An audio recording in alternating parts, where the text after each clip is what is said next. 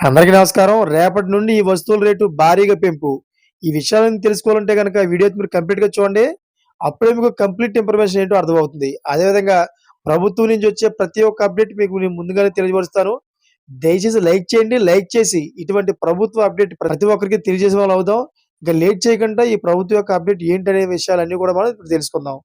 Friends, మరో 2 రోజుల్లో ఫిబ్రవరి 1 నుంచి కొత్త నెల ప్రారంభమవుతుంది.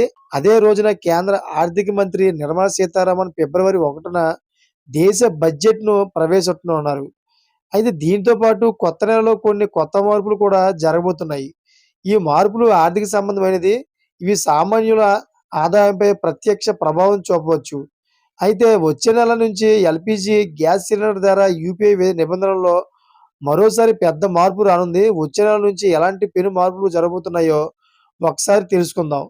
ఎల్‌పీజీలో మార్పులు ఎలా ఉన్నాయంటే, ఎల్‌పీజీ ధరలు దేశవ్యాప్తంగా ప్రతి నెల మొదటి తేదీన సవరించబడతాయి. అంటే చమురు మార్కెటింగ్ కంపెనీలు ఎల్‌పీజీ సిలిండర్ ధరలను అప్డేట్ చేస్తాయి.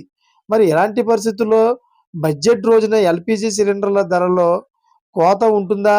లేక పెరుగుతుందా అనేది చూడాలి. సిలిండర్ ధరల మార్పు సామాన్య ప్రజల జేబులో ప్రభావం చూపుతుంది. జనవరి 1న చమురు మార్కెటింగ్ కంపెనీలు 19 కిలోల వాణిజ్య సిలిండర్ రేటును తగ్గించిన సంగతి మీకు తెలిసిందే. అయితే యూపీఐ సంబంధించిన రూల్స్ కూడా మారబోతున్నాయి. అవేంటో ఒకసారి చూద్దాం. యూపీఐకి సంబంధించిన రూల్స్‌లో మరోసారి పెద్ద మార్పు రానుంది. National payments corporation of India కొన్ని యూపీఐ లావాదేవీలను బ్లాక్ చేయాలని నిర్ణయించింది. దీనికి సంబంధించి సర్క్యులర్ కూడా జారీ చేసింది. కొత్త నిబంధనలు ఫిబ్రవరి 1, 2025 నుండి అమల్లోకి వస్తాయి.